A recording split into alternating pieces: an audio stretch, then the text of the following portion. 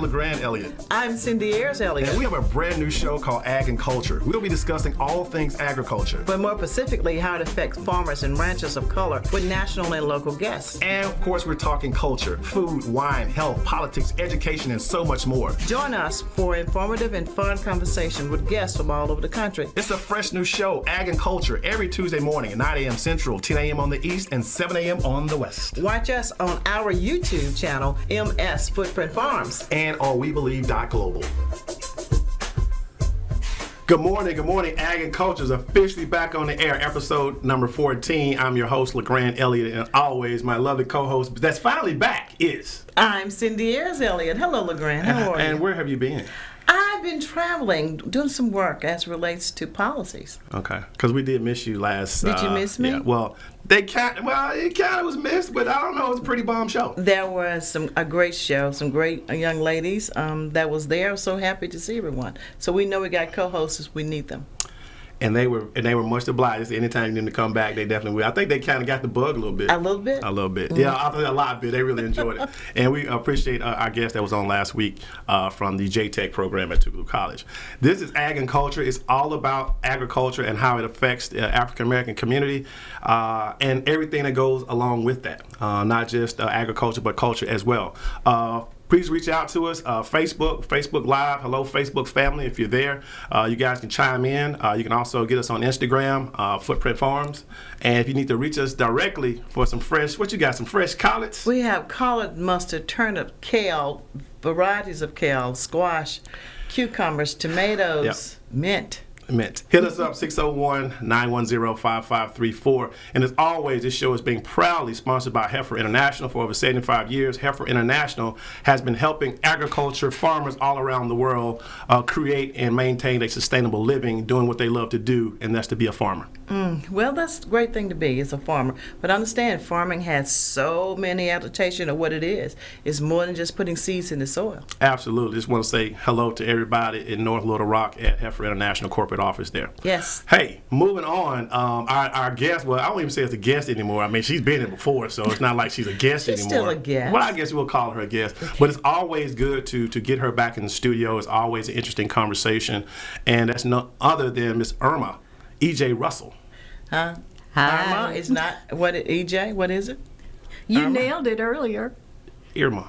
He's getting close. Irma. Judge? He's just messing with I'm me, messing but with her. I am so pleased to be here. I just have to mess with Judge. It's none other than E.J. Russell. I love to call her. Former Mississippi appellate judge and also the first African-American circuit court judge of Hinds County. Absolutely. Welcome back to the show, madam. Such a pleasure. It is a pleasure. So, Judge, she and I go back and forth, so she know what I'm doing. Well, as long as she knows what you're doing, because she can give you time for what you're talking about. Right? I know it.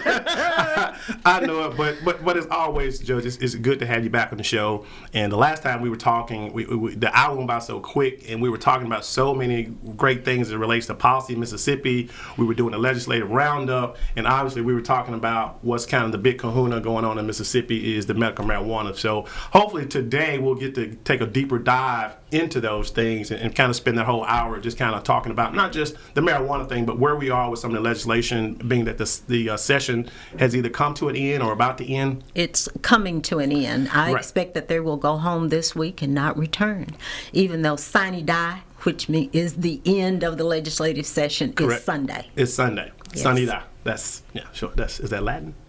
Yes. I'm on it. I am on it. Give him an A. Exactly. So I just kind of hear rumblings about that the governor could possibly call a special session. If he does, what would that be about and why? Well, I think he has, at this point, lost his need for a special session.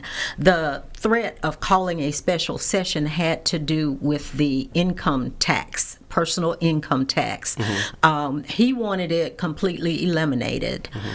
He and Speaker Gunn had come to some kind of an agreement. It was considered one of those backroom deals, so nobody really knew what that deal was. Lieutenant Governor Hoseman, who serves as the president of the Mississippi Senate, wanted to do a gradual reduction and then elimination if it proved to be fruitful Sure. and beneficial to the state.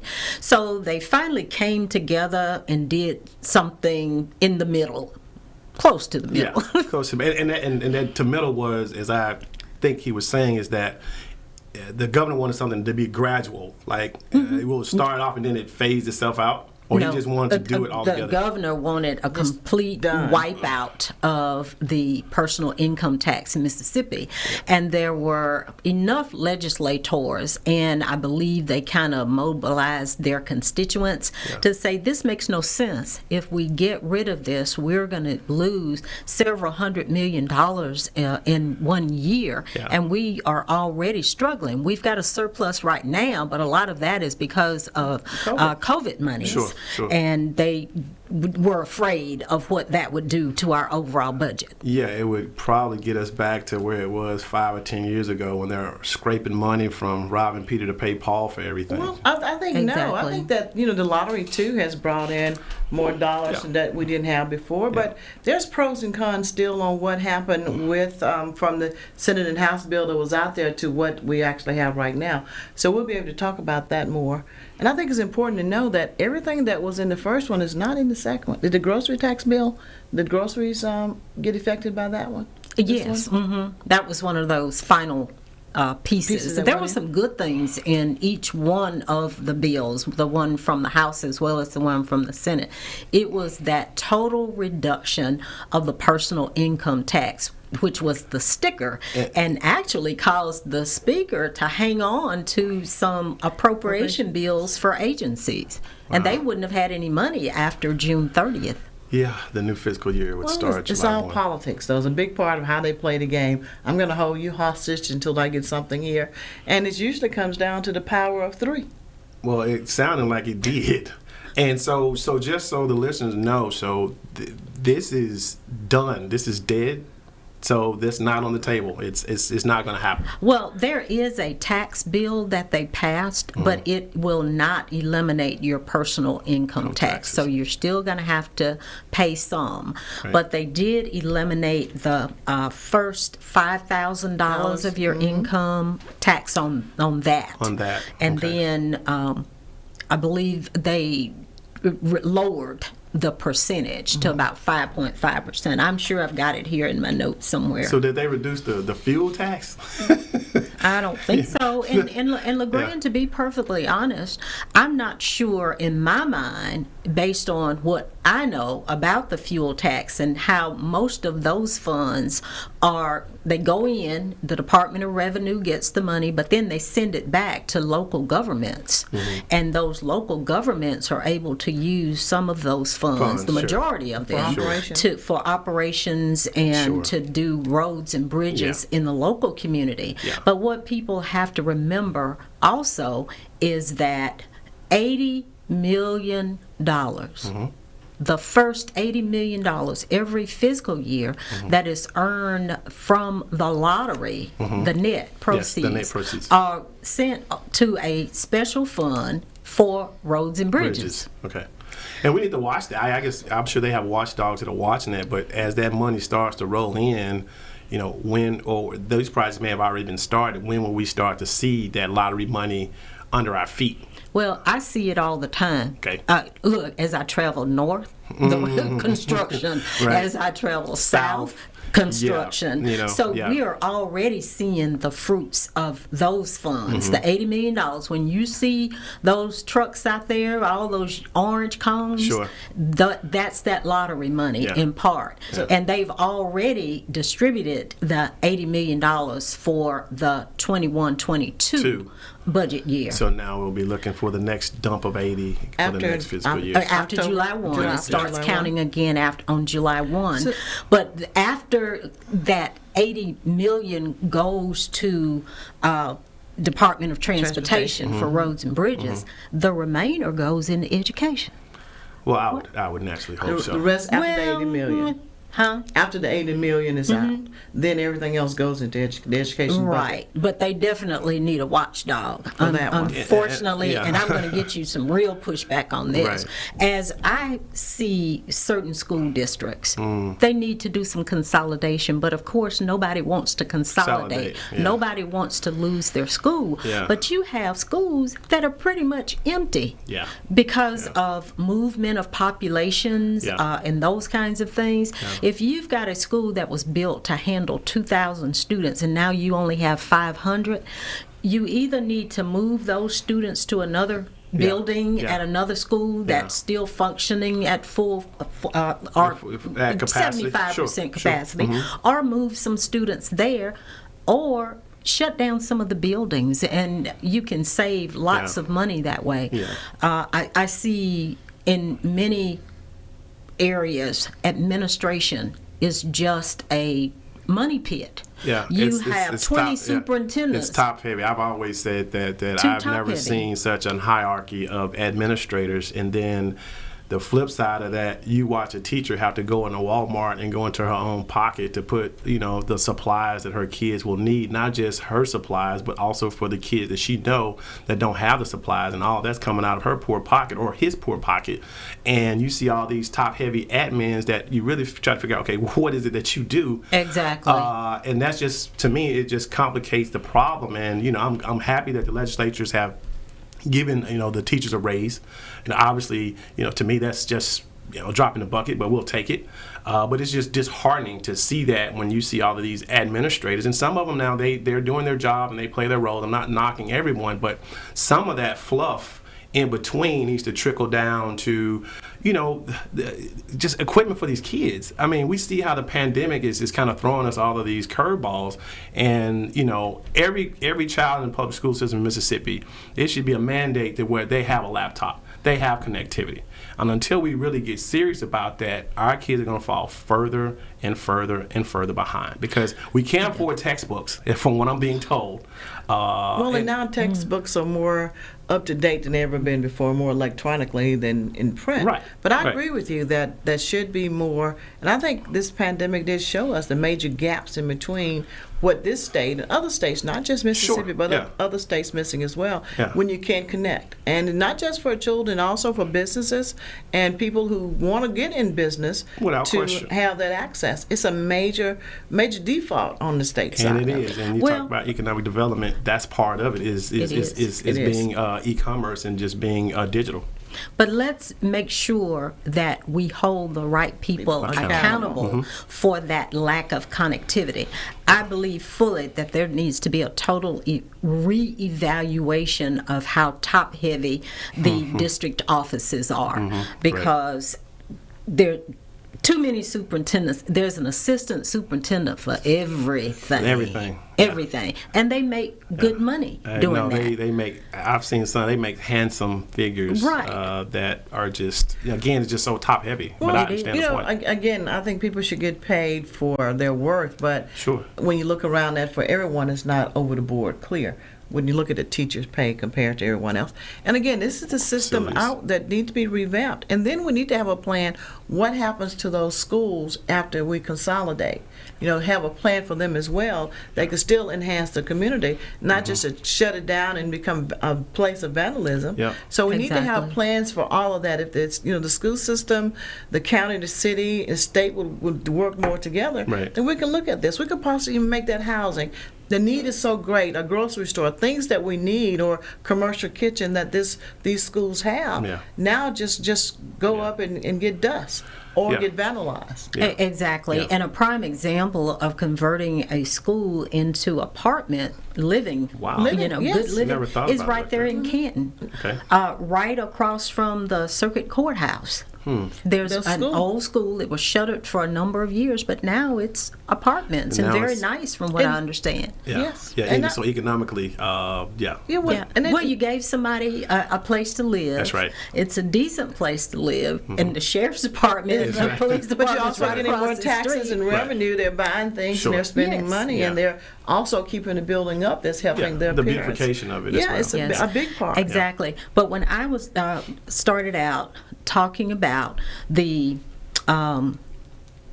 LeGrand has given me the signal to wrap this up, but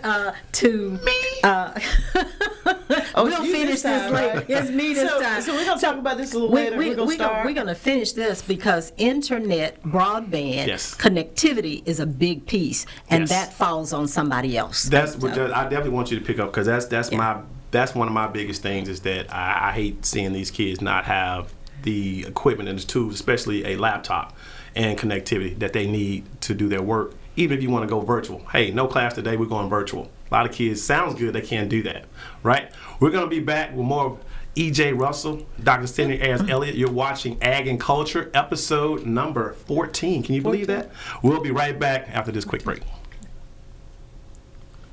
Heifer USA is a nonprofit that supports small-scale, sustainable livestock businesses, and we are currently seeking individuals interested in pastured pork production in the state of Mississippi. Applicants should have access to at least 35 acres of land and be willing to participate in in-depth training, both online and in person at Heifer Ranch in Perryville, Arkansas.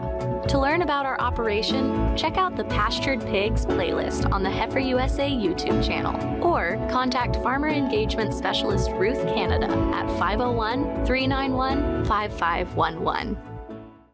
Footprint Farms is a beautiful 68-acre vegetable and cattle farm located in Jackson, Mississippi, and is Mississippi's largest urban farm. The mission of Footprint Farms is to provide the community access to healthy food choices, introduce our youth to agriculture, and provide training and technical assistance to small farmers and ranchers. The farm is open to the public every Friday from 2:30 to 5:30 p.m. to purchase fresh produce, or visit us at the Mississippi Farmers Market located near the fairgrounds in February. We accept all forms of payment, including EBT and SNAP benefits. Looking for a beautiful venue for your next wedding, family reunion, or dinner? Footprint Farms offers a 3,000 square foot facility on 5 beautiful acres, perfect for your next event. For more information, visit our website at footprintfarms.com, Facebook and Instagram at Footprint Farms, or call us at 601-910-5534. Footprint Farms, farm fresh, city sweet. Hey, welcome back to the B Block of Ag and Culture. I'm your host, LeGrand Elliott, and our lovely guest this morning is E.J. Russell.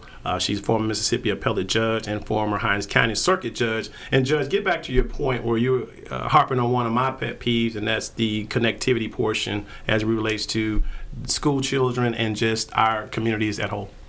Well, with COVID, it really brought to light how bad our broadband and internet connectivity is in Mississippi across the board. Most of the kids do have a laptop. COVID money was poured in, and the students were able to get laptops. But it's so not dependable service because we have an internet connectivity problem. Issue. They can play on that laptop and do other things on that laptop, but trying to get in, they lose their Zoom links all the time. And I mentor with a group, and we did most of our sessions via Zoom. It's horrible. It's horrible. And I live, of course, in rural Mississippi out in the boonies, and I know it's difficult to even have a phone conversation sometimes because the cell towers. I have not figured out what it is, and I have complained to my public service commissioners. Remember that, people. Public service commissioners are responsible in part for making sure that we have good connectivity, and we just don't have it. And Judge, speaking of the PSC, didn't they have a program that was specifically designed for rural areas, and it may have been part of some of the COVID monies, that it was helping with connectivity or giving connectivity at a discount or something like that they had going on specifically for rural areas or for households that fell under a certain income threshold? Well, all of what you say is true, because there were discounts in many instances, or you could get free internet service during COVID. I think some of that is going to continue. It was also available for certain seniors at certain income levels, so that they would have a way to communicate with the outside world, if you will, outside of the walls of their homes. But with the children, sometimes there's just no excuse, and I just don't see enough digging going on putting down broadband. Broadband, yeah. And I especially as I travel through some of these rural areas where I live specifically. Right. So the broadband piece, that's fiber. They physically got to Fiber. put that down to connect. It's not like putting up towers for your cell phones. It's Right. physical. There's cable. Cable that has to go in order for that connectivity. And to I come don't aboard. see enough digging to make that work as well as it should to ensure that those students are going to be able to have a connection that is dependable and consistent. And more dollars have come down for that through the Build Back Better from President Biden and Harris, Vice President Harris. And a lot of counties have received other, COVID money in for earmark for some of this. They have, along with some of your rural utility partners, associations, have gotten some of those funds as well, and they've actually started. Judge mentioned, starting to dig fiber in some of those rural communities with those rural utility associations. They've actually started some cable, but those are just small little blips on the radar when you kind of look at it holistically. Right. But one of the things was said is that the state itself, or what the information that a lot of them have to overlay on, is being missed. There was a meeting. The undersecretary was in of Commerce in Jackson on Friday. Okay. And his whole reason for meeting with mayors and state officials was to talk about that connectivity that's needed, and also how minority businesses should be able to be a part of this as well. A big part of that. But even with coming in, the information that was coming from the people was saying, but still the areas that they're going in has missed me completely. Because of what they're using as their layout for how they're doing it, who's doing what where. But a lot of areas are still being jumped over. So they're looking at that now too. Yeah, and But once again, I saw some of the panelists at that meeting on Friday, and I did not see a public service commissioner in the room. Was not. And I know that Commissioner Brandon Presley has had a couple of statewide meetings, even though he represents, I believe, the Northern District. The Northern, yeah.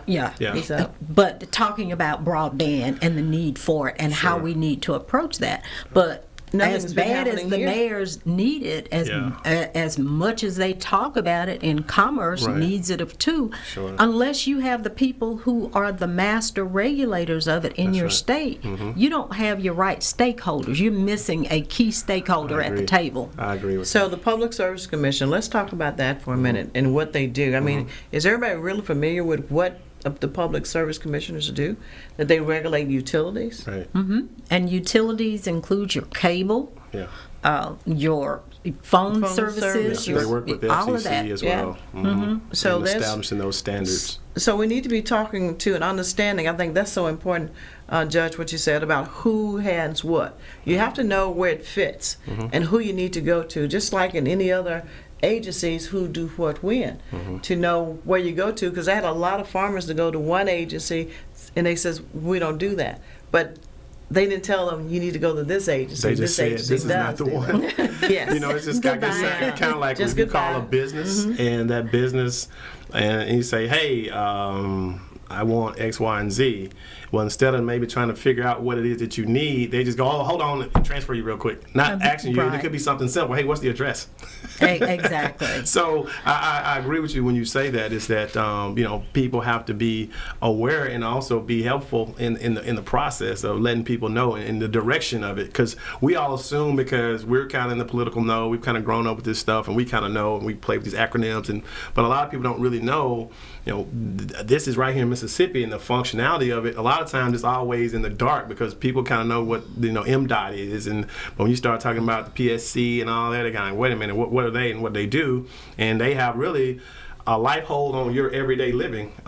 Exactly, because they decide who can service your area. The companies that come in. Right. Which there needs to be watchdogs for that, because if there, again, we talk about broadband, if there is a situation where this company could come in as company X, but they really like company Y for whatever reason, they like company Y, and company X may be the better fit, but because you don't really know, people don't have a grasp on it, or their deer camp buddies or whatever, you don't have that, and then people in Mississippi, we miss out. Not saying that's the case, but there are instances like that where we miss the boat on so many things because of some what I consider just pettiness. Oh God, the pettiness is in all caps. Yeah. Because I don't like the way your dog is, or you didn't help me 20 years ago on a bill. Yeah. Instead of thinking about what is in the best interest of the constituents. Exactly. And all. But let me tell you a little bit about teacher pay raises. Yes, We were talking about the lottery money going to education, and people need to watch for that and how it's being spent, as well as the highway money, because it presents so much money. It presents such an opportunity for somebody's fingers to get sticky. Of course, nobody I know would do that kind of thing, but it does have those temptations. It does, and it's coming in quickly too. But on the teacher pay raise, you would be pleased to know that Mississippi teachers now earn more than the Southeastern average. Say that one more time. For the first time. Say that one more time, just so. Mississippi teachers will earn more than the Southeastern average. They have been fighting for years just to get to the Southeastern average. And this year, for whatever reason, the legislators were open and gave them a little bit more than the Southeastern average. And a $5,000 a year raise. That's substantial for Mississippi. It's substantial. That's substantial. And they've built in some continuing raises, which is great. But now a teacher with a baccalaureate degree will start at $41,500. And that's not a bad living for Mississippi. No, it's not. And congratulations to the legislators for doing their jobs. Exactly. And utilizing the dollars. I'm just saying. I mean, I'm not going to give you a cookie for that. I mean, you should have been did that anyway. But well, I'm glad they did it this year. I am. Now, because teachers a lot of times leave the profession before 5 years, they also gave some incremental raises for every year. You start with that $41,500, but you know that next year, if you do your job, you're going to get between $400 and $600 more per year. Per year, up to 5 years, and then at 5 years, you are going to get between $1,200 and $1,350 based on your certifications. And then at year 25, you're going to receive a $2,500 increase. And that's probably not, it doesn't say this on the summary of the bill, but that probably doesn't include just general cost of living increases, which is usually about 2% or less. Right. 5.5 or 2. But that's good, because we always talk about, well, we want to keep our best, and we want to keep our best and brightest. Okay, well, show us you want to keep your best and brightest. You can't expect your best and brightest to stick around to do the yeoman's job of educating children and expect them to stick around at almost what I would consider almost an unlivable wage. So I'm really glad that it has finally started to catch on, and maybe it did take a pandemic for people to really sit back and look how important our teachers are to our children. And with that, I'm happy. I'm glad that our legislatures on both sides of the aisle decided to do what was right for Mississippi. And you can do so much more of that. And I hope that's just a stepping stone to say, like, you know what, guys, we actually did it, and it's okay. It's okay. It is okay. Yeah. So that's one of the big things, and that's so important. But what else you got over there on the paper? Well, that was big, and I concentrated on two big things today, and that was that tax reduction, which of course is going to reduce your overall tax, as I said earlier, to 4.6%. This is your personal income tax over the next year. There's a difference between the state income tax and the personal income tax. No, your personal is your state. Yeah. Mississippi personal income tax. You still got to pay for the feds. Yeah, you're still going to pay the feds. You still got to pay the feds. But usually when they do that, Judge, that means that if you're taking this away, where are you going to tax me next to make up for what we used to have? They wouldn't do a thing like that. No, they wouldn't do that. Well, and that was one of the sticking points, that they just didn't want a tax trade-off. So the monies that they are taking away from taxing, they're not looking to replace it with another tax. That's so the beauty to of me, it. and I know it's the beauty, but it also tells me that means you should have been taxing me anyway if it's something we can get rid of and you don't have to backfill it with anything. Well, but we are getting more money from the lottery. Okay. We got casinos have just been busting at the seams making money. And it seems like we've seen more money happen with the lottery, and you hear more talk about that than you do the casinos, and they've been around forever. Well, that's because it's new. Yeah. But trust me, the money is coming. The money is coming from the casinos. As my former governor said, the casino. The casino. Yes. The money is coming in from the casinos, and they are all up in terms of profits and earnings for the last 2 years. And education is a big part of that too. The money from the lottery. No. Where's it go to? No. You said lottery. Yes. The lottery. Yes. But the gaming. The gaming money goes into the general fund for economic development. For whatever they choose to use it, to fund agencies and everything. And people have always, in their minds, decided that the casino money should go to education. Trust me, that was never a designation in the law. It was never specifically designated. It was an assumption. Well, people just automatically, we're going to put it in. No, we're going to put it here. We're going to put it there. No, it was always designed to go to the general fund to help fund your law enforcement, your highway patrol, those operations. And when we say highway patrol, it does more than just put troopers on the roads. Yeah. You know, that's where you get your driver's license. Yeah. And how many people in Mississippi have driver's license? Or your ID. Or your ID and all of those kinds of things. So we'll talk a little bit more about the lottery. Well, not the lottery, but the casino, and then medical marijuana when we come back. It's about that time. That's what everybody definitely It's cannabis, guys. We're going to talk about the cannabis bit. We're going to talk about medical marijuana. You're watching Agriculture. It's episode 14, and we're going to come back with Judge E.J. Russell. We're going to talk about some marijuana. You're watching Agriculture. Mary Jane. Heifer USA is a leader in regenerative agricultural practices, like our pastured pork production operation. Raising pigs on pasture allows the animals to flourish in their natural habitat while building organic soil matter and restoring soil biodiversity. And we're sharing our knowledge with viewers like you with in-depth training videos on raising pastured pork, poultry, cattle, and sheep. Find us on YouTube at Heifer USA and join our online community of regenerative ranchers today.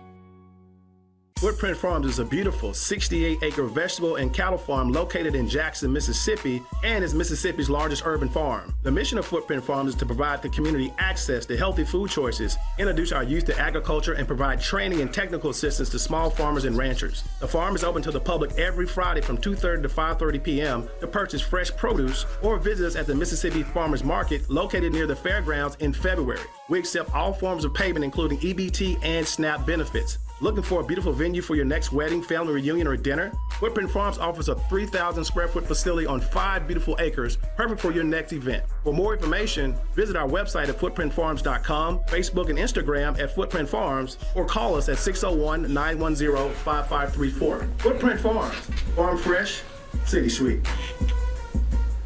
Hey, welcome back to Ag and Cultures, episode number 14, proudly being sponsored by Heifer International. For over 75 years, Heifer International has been helping farmers around the globe in sustaining and having affordable living and wages as they create in agriculture. And we appreciate those small farmers from around the country and around the world. So shouts out always to our proud sponsor, Heifer International USA. Now, I am here with the C Block with Dr. Cindy Ayers and Judge, the illustrious Judge E.J. Russell. Absolutely. We're so happy to have her here. I'm always glad to see Judge. You know why? Because Judge gonna run it down to you. She's gonna bring all the information. She gonna hit you on the shoulder with it because fact is fact, and we always like to be fact based and just have really intelligent people to break it down and really explain to how this affects our community. So, Judge, now back to what you and I was talking about before we went to break. Hey, medical marijuana. Everybody want to say, "Oh, it's cannabis." It's cannabis. It's marijuana. Okay. It's the name of the bill is Mississippi marijuana. Thank you. Marijuana. What is this cannabis? Like, well, wait a minute. No, it's cannabis. Is it Mississippi? Don't nobody know what no cannabis is. Like, what's cannabis? Oh, it They is know what cannabis. marijuana Cannabis. is. You talking It's about the cannabis? plant medical itself. We're gonna talk about it. We're gonna tell you everything we know. We're gonna be like the refrigerator. All right, man. Judge, it's on you. Let's start off with what people been wanting to know. Yes. When is it coming? What do I need to do? And how do I make some money with it, or how do I Yeah. get some of it? Yeah. Which one? Oh well, Little I things. tell you. So just the yeah, little things. Just the little things for people who are not wanting to get into the business, but people who may want to indulge. What are some of those criteria and baselines for people who will have, some serious medical challenges and that will qualify for that? Just the laws and how they're written to make sure you don't do something you shouldn't do, because there's still a slippery slope, especially when it comes to that in law enforcement, and nobody really has figured that out yet. So what are just some of the baseline features of here's how it works, here's who qualifies, and here's how much you can have, and just those little minor things? So start where you want to start. Just those little minor things. Just those little minor Start where you things. want to start. And as we move to those minor things, which for most people Yeah. who suffer and need Yes. medical marijuana Yes. for Yes. treatment of their illnesses, it's major. Yes. It's very major. Now, a couple of things I need for people to be watchful of over the next 60 days. Is your county or city opting out? And what does that You mean, need to opting be out? aware. Yes. You need to follow your city council. You need to follow your board of supervisors, because there are many jurisdictions that are choosing not to allow Yeah. medical marijuana in their space. Okay, and let's get a little bit more specific. I mean, I know that Rankin County and Madison County are on the verge or already have opted out of having that. So when a county or municipality opts out, Judge, exactly what does that mean, and what does that mean for that person living in those communities? Well, let us kind of back up and be clear. Sure. Madison County nor Rankin County have taken a vote on opting out. However, the municipality of Brandon, the municipality of Ridgeland, are at least two in each one of those counties that I'm aware of that has opted out. If Madison, the city, has not opted out, it most probably will. But all is not lost, my friends. Okay. Yeah. You have the ability to get a petition with 1,500 signatures and have a referendum which then would require a vote. And you gotta get people to go to the polls to vote. So here we if go with you that want again. to keep it. Everything comes back to to the voting. voting. Well, I know that, and it comes back to voting, because usually the odds are favorable to people who don't want it.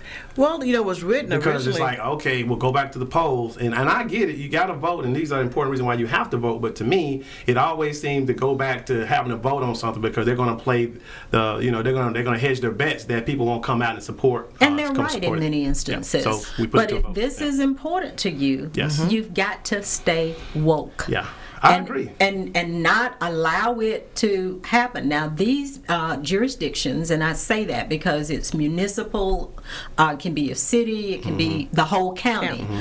But if they opt out, they must do so within 90 days. That's why I say you got to be watchful here over the next few weeks. Right. 90 days from the date that the governor signed the legislation. And that was February 2nd. That was February 2nd. So you got March 2nd. You're working on 60 days With with April 2nd. April 2nd. So, which and we're then coming you'll up have on. May. And you have But May. you need to watch. So it'll be within that 90 days that they say, okay, there's going to be a referendum, and No, for them to opt out. They're going to opt out. And then the signatures. Well, have that's to what be I'm there. saying. The signatures to put it back on a ballot to be voted on in those counties, not statewide, but just those counties who are opting out. So let's just look at conservative.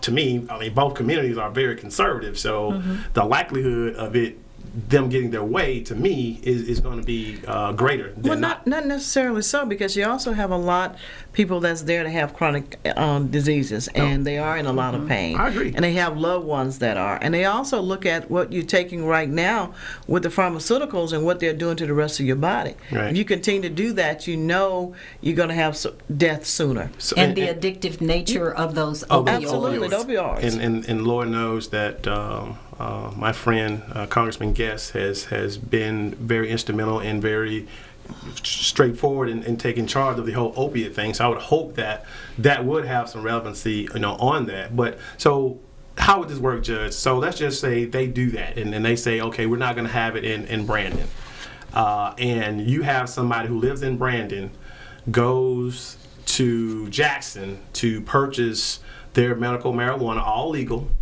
and they bring it back to Rankin County. They are stopped on Interstate 20 in Rankin County. The SO or whoever asks, is there any drugs in the car? And you say yes. And you present the drug and you present your marijuana card. If you're in that community, what's the ramifications of that if they've opted out? Because that's going to happen more so than none if these communities are going to do that. Well, the way the Mississippi medical marijuana bill is written, they would not be able to take you to jail. Okay. If you have a legitimate marijuana card. Sure. And they should start issuing those shortly after April 2nd, because there's a 60-day requirement Right. on issuing that. You can go to your physician, but now you got the way the law is written, you have to have a relationship with that person who gives you the card or Right. gives you permission to get the card. You can't be physician shopping. You cannot be physician shopping. Right. You have to have spent at least 8 hours with that person. Okay. But your optometrist can give you, I'm going to call it a prescription, for a card. And I have to go today. Because Is it too early of to go? glaucoma and different things, like different eye diseases. It's that too affect, early. Yeah. It's too early to go? Well, it's not too early to go, but you can't get your prescription today. Yes. You can't get your prescription until, I'm going to say, after 60 days. Now, some people may read it a little bit differently, but it specifically requires the health department to begin issuing cards to patients within 60 days of passage of the bill. So that should be by April, in a couple of days, right? At least April 2nd. So that all they the can do regulations that the health department was in charge of writing, have we seen any type of drafts of that yet? They are not complete. Oh. They are not complete. But no drafts are out. Right, We I haven't haven't seen seen any anything. drafts. Anything, But you okay. can go to the Department of Health's website Okay. and kind of follow that, monitor that, and keep up with it so that you can be on the front end of it. Okay? Yeah. And also, if you have a legitimate marijuana card and you are taking that marijuana, it does not now prevent any employer from firing or refusing to hire someone who is using medical cannabis or from having drug testing policies. And that would make sense. That would make sense. It doesn't excuse you, and that's why I was asking you about the whole Rankin County thing, so people understand their rights. Right. I'm not saying that law enforcement will do something unscrupulous, but I'm saying that if you don't know the law and how it works, they could easily say, okay, well, I'm taking you to jail. Right. And you don't necessarily know your rights. You're kind of like, well, we don't have this in this county, and this is illegal. And so, I mean, that was very good information that people know that if you have a legitimate card and it's in your car, on your person, but you're not inhaling it and you're not under the influence of it. Now, if you're under the influence of it, that's a totally different dynamic. The card totally or no different. card doesn't matter. You're inebriated. Because you are not to drive while you are you're impaired. under the influence. Absolutely. And I Exactly. just, people just be very clear on that, because if these counties opt out of it, you're going to have people finding their way to other parts of the state to get that and bring it back. So I was just, Of course they are. Sure. Yeah. It's just like it is still now with some counties you still can't buy alcohol in. What are they doing? Yeah. But the important part about this is that doing it the right way. You know, Yes. having a relationship with your doctor. You Yes. are in pain. Yeah. You're deserving of this medicine that's better for you to Sure. do that. And since it is passed by the state, there are state laws that's going to overwhelm the cities anyway. Right. But again, it's that just like drunk while driving. Yeah, sure. The same Exactly. pieces. You cannot You be can't under do the that. influence. Yeah, and I even agree. if you're taking opioids, they usually have a warning on there that says do not Yeah, operate machinery machinery or drive. when you use Right. this medication. Right. But you are asking specifically, like I said, it's a long list of illnesses Sure. that you can have and qualify for medical marijuana, and you can be prescribed medical marijuana to help treat debilitating medical conditions, which include cancer, and it doesn't say any specific It's just kind, just sure, cancer, sure. Parkinson's disease, Huntington's disease, muscular dystrophy, glaucoma, spastic quadriplegia, positive status for human HIV, Sure. acquired immune syndrome, AIDS, hepatitis, lateral sclerosis, ALS, Crohn's disease, ulcerative colitis, sickle cell anemia,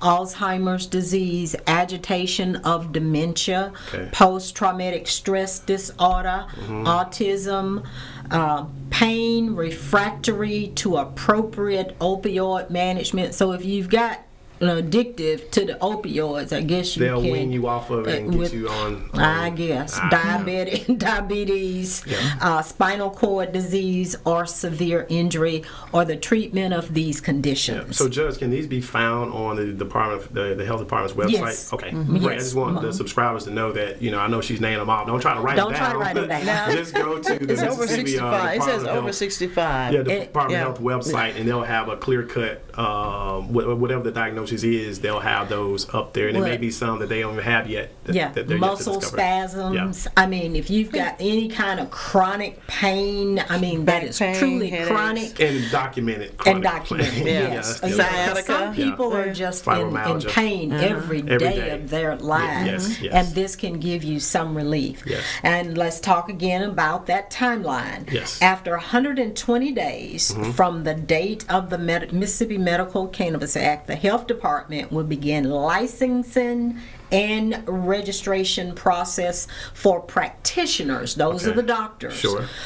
Cannabis cultivation facilities, cannabis processing facilities, cannabis testing facilities, research facilities, disposal entities, and transportation entities. Okay. So that's 120 days, and I calculated before, I believe that's in June. June. So all believe those that's regs or licensings will be done for those entities who want to get into the business on that side of it. This is the Right. people that's looking Yeah. to go into business, Sure. or Sure. the ones that are already in business coming Yeah. in. Yeah. So now we need to talk about how do you become connected to it business wise. Right. What do you do and what do you have to do? Well, Yeah. one more timeline I need for people to Okay. remember. Okay. 150 days licenses for the dispensaries will begin to be issued. They'll start taking applications at 120 days, and then at 30 days later, they will begin issuing those. And we really want to talk licenses. about that, hopefully in the next segment, because Yeah. you need to be, if you're going to do this, we're already late, but these are some things you can do and what you need to know Right. in order to at least know what's going on with it. Yeah, and that's what we want to do, because there's a couple of things, because I've been seeing signs pop up saying medical marijuana evaluations. Yes. And I'm like, okay, what is that? So I want people to kind of be aware and go into this with both eyes wide open and not get caught up in some mess, but on some stuff you saw on the side of the road. Anyway, agriculture, episode number 14, Dr. Cindy Ayers, Judge E.J. Russell, having such a great time talking about Mississippi marijuana. We'll be Cannabis. right back after this quick break. It's marijuana. At Heifer USA, we believe the backyard gardener can have a huge impact on their land, in their community, and on our climate. That's why we provide free virtual workshops for beginning, intermediate, and professional gardeners, teaching regenerative methods for growing healthy food while improving soil quality. Find us on YouTube at Heifer USA and join our online community of regenerative growers today. Footprint Farms is a beautiful 68-acre vegetable and cattle farm located in Jackson, Mississippi, and is Mississippi's largest urban farm. The mission of Footprint Farms is to provide the community access to healthy food choices, introduce our youth to agriculture, and provide training and technical assistance to small farmers and ranchers. The farm is open to the public every Friday from 2:30 to 5:30 p.m. to purchase fresh produce or visit us at the Mississippi Farmers Market located near the fairgrounds in February. We accept all forms of payment, including EBT and SNAP benefits. Looking for a beautiful venue for your next wedding, family reunion, or dinner? Footprint Farms offers a 3,000 square foot facility on 5 beautiful acres, perfect for your next event. For more information, visit our website at footprintfarms.com, Facebook and Instagram at Footprint Farms, or call us at 601-910-5534. Footprint Farms, farm fresh, city sweet.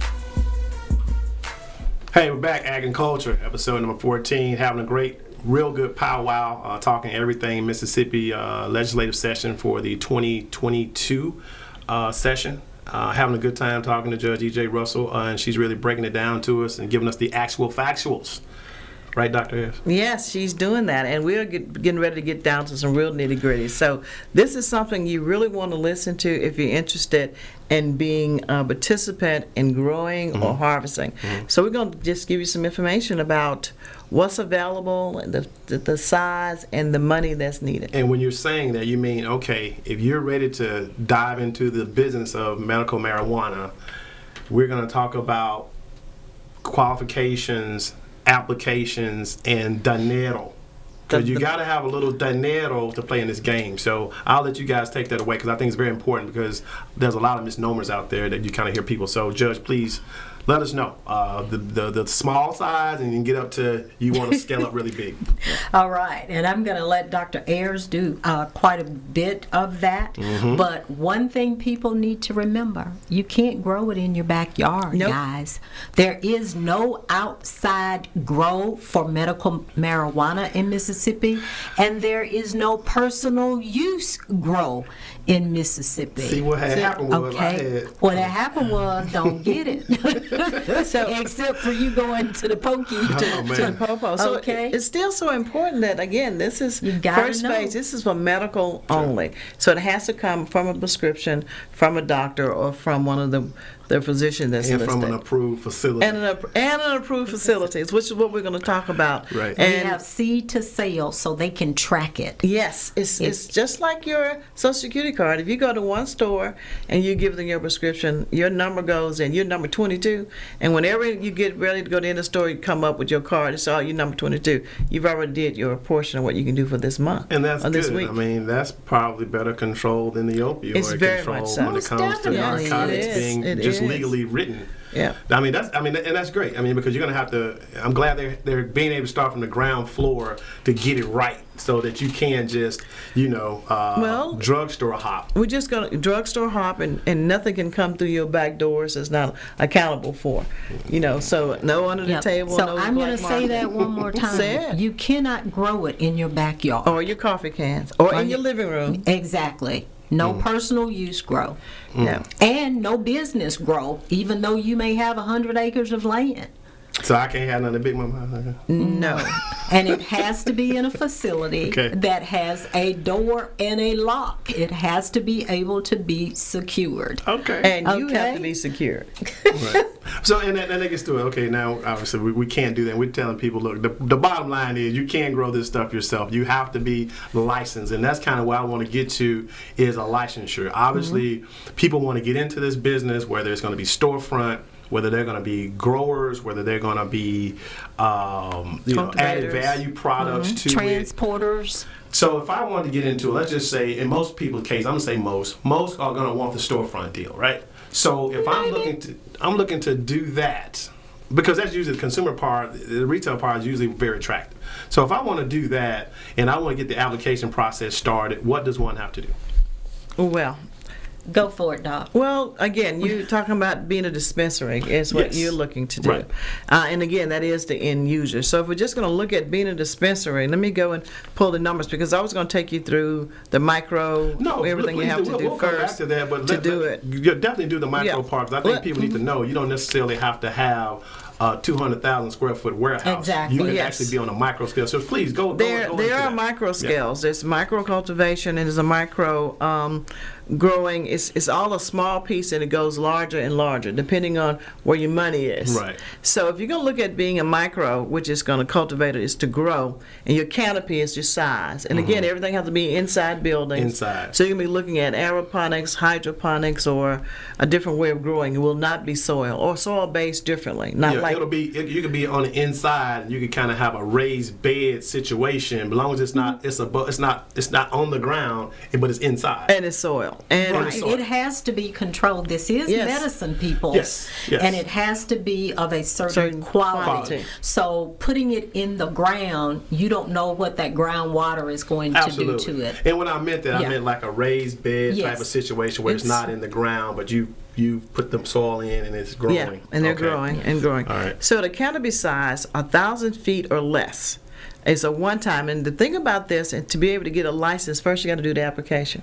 Yeah. So first there's the application, and it's non-refundable. And how much is Well, how much if you're is going the to do, application if you're going fee? to do 1,000 square feet, it's $1,500 for the application. Okay. And then if you're lucky enough to get the license, then it's $2,000. But you can only grow up to 1,000 square feet. So I can have my 1,000 square feet that's enclosed with the door and Enclosed. secure once I get my license That's part of it. That's to grow. to grow. Now, and also to do so tier 2 of that, it's still in micro, is more than 1,000 feet, but less than 2,000 feet. So you Okay. go up from 1,000 to 1,999. So I'm about right at 2,000 square But, feet. yes, How much and is the fees go up? The as fees you- go up as you go up with more to grow, more space. Gotcha. So that one is again a one-time non-refundable application fee is $2,500. $2,500. And the license for that is $3,500. Yeah. So you go on and on. But if you go down to the next size up, you're gonna have some 5,000 square feet. Yeah. It's gonna be $5,000. Okay. For the application fee, For the application fee, non-refundable. non-refundable. And then you'd be looking at $15,000 for the license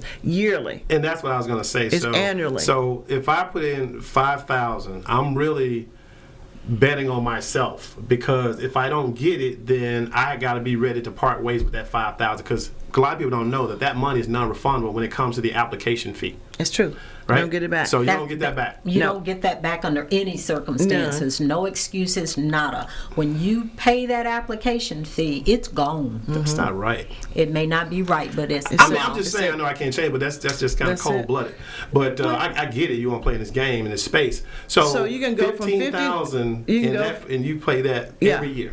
Every year. Once But you get if you actually awarded the license. if you're awarded a license. So Okay. it goes from that all the way up to 100,000 square feet or more, which is 60,000 for the license, for the application fee. I'm sorry, what was the square footage on that? That's from 100,000 square feet So and more. you stopping with the That's big the dogs top. then. That's it. Okay. You can go as much as you want to go up to 100,000 square Okay. feet.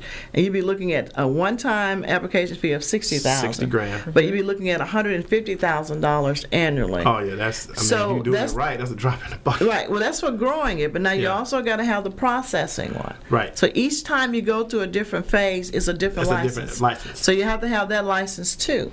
And again, those license starts from that. For that 2,000, again, you got to do another application fee. So And every then you do that. every step. So Every step if of I the want way. to grow it and I want to harvest it and I want to do whatever else to it, I got to have 3 separate licenses for And- it. Exactly. That's right. Then you want to And those process it. application fees as well, and the yearly. Go all the way They're up. non-refundable. So if you're looking at your dispensary, and then that you you're have a talking about- renewal fee. Yeah, every year. That So it's not a one-time Right. licensing So fee, it's a that renewal. if it's 120 for 200,000 square feet or whatever, It's the that same. 120 is annually. That's annually. Oh, okay. So now what you're talking about as a dispensary, well, it's only a one size fit all in this dispensary piece. Okay. You can go one time non-refundable license fee. That's 15,000.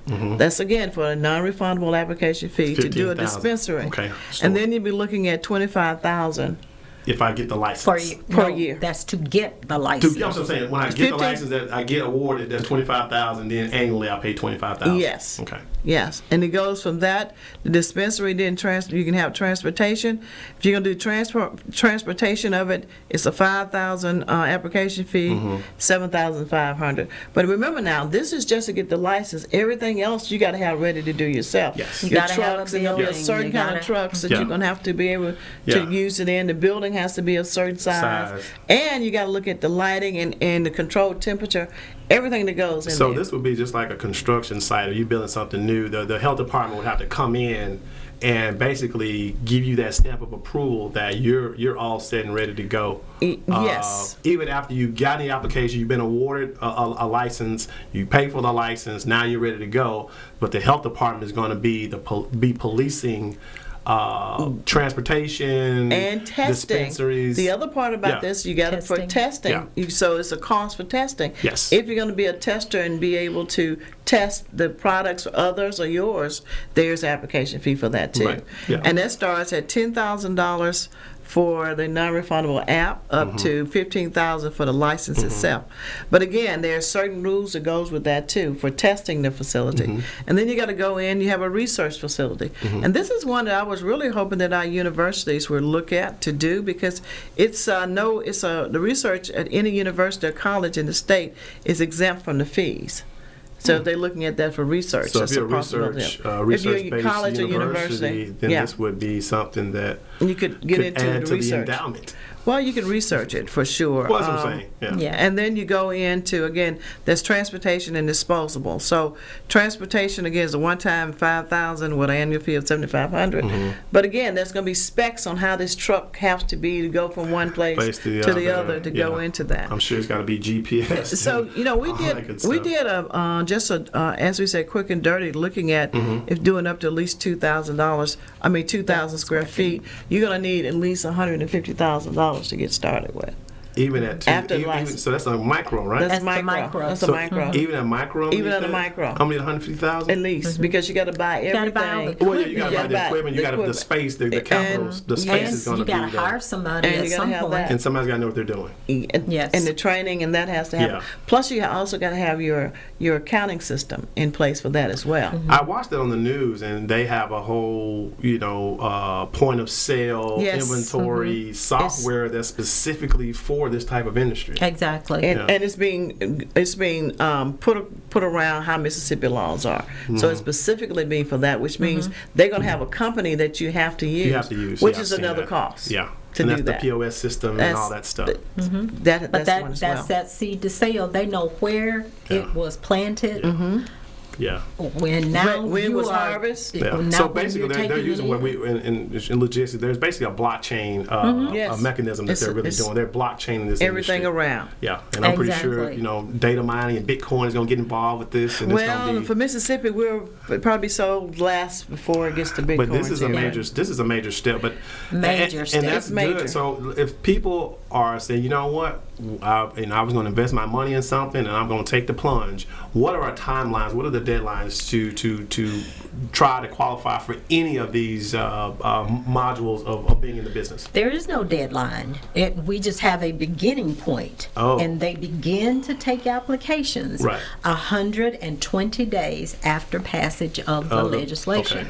And I think they did that deliberately. Now, this is EJ thinking. Because they don't know, with all these fees and stuff, they don't know how many applications they're going to get. If they get overrun, they may try to do like a moratorium of some kind when the legislature comes back. And that's probably what's going to happen. They're going to get they know they have a number in their head, and once they reach that number, be it retail, be it disposal, whatever, they're going to basically, those people are grandfathered in, so to speak, and they may not release it again for another 5 to 10 years. Well, that we don't. It could. A lot of states, though, that have gone to medical marijuana, they started out with caps. We're not going to have more than 20. We're not going to have more than 5. A dispensary, we can't have more than 1 in the county. And so we are lucky in that if you want to get in early. Get in early. It's always, not enough time. We're going to continue this. Episode 15 is coming. You've been watching Ag and Culture. Have a great morning. It's coming. More information is coming. I'm Cindy Ayers Elliott. We have a brand new show called Ag and Culture. We'll be discussing all things agriculture. But more specifically, how it affects farmers and ranchers of color with national and local guests. And of course, we're talking culture, food, wine, health, politics, education, and so much more. Join us for informative and fun conversation with guests from all over the country. It's a fresh new show, Ag and Culture, every Tuesday morning at 9 a.m. Central, 10 a.m. on the East, and 7 a.m. on the West. Watch us on our YouTube channel, MS Footprint Farms. And on WeBelieve.global.